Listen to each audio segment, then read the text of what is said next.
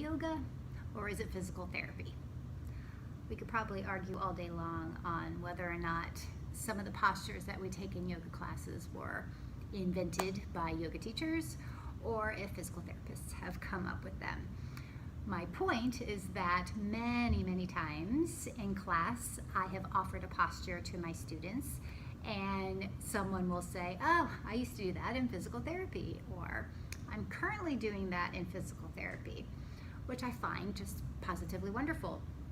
I also have many students who say they found me because their doctor or their physical therapist recommended that they try yoga. So if physical therapy has ever been a part of your world, chances are if you come to one of my classes, you might actually recognize some of the postures that we take.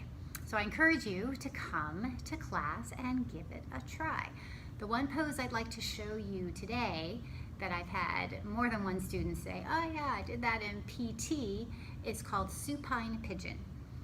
The intention of the pose is to give your outer hip, the tissues around the outer hip, an opportunity to stretch, get a good stress placed on them. So I'm going to show you what that looks like. Supine basically just means lying down. So it looks a little something like this.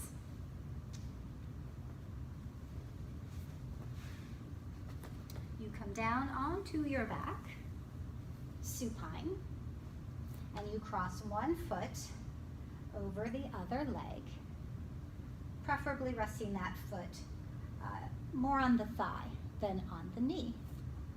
And you linger right here. Many people will immediately begin to feel sensation in the outer hip. If you do not, there are certain things you can do to bring sensation or to bring greater sensation.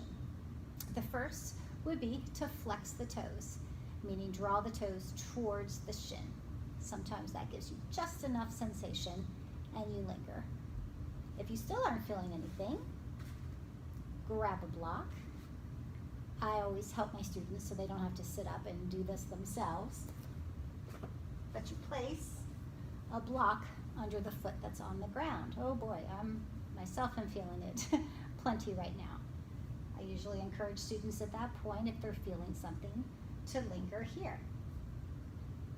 If after a period of time that sensation begins to dull, there are a couple of other options to invite more sensation, and this is always your choice whether or not you want more sensation.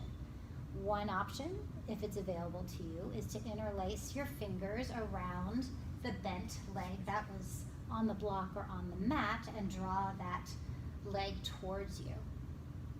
Feeling a lot of sensation there. You always have the option too, if you decide you've tried something different and it's added too much sensation, to back off from that next step. One other suggestion I would have, if you've taken supine reclined pigeon, would be to place your hand on your thigh and ever so slightly press that thigh away from you. And sometimes that can add just enough to the pose. There are some other options when taking this pose, but I'm going to save those and ask that you come to class to give it a try. We take this pose pretty regularly, but I would say most often we take it on Sunday afternoons at 4:30 in my yin class. But if you come often enough, chances are you'll see it pop up in another class too. So please come by, give it a try.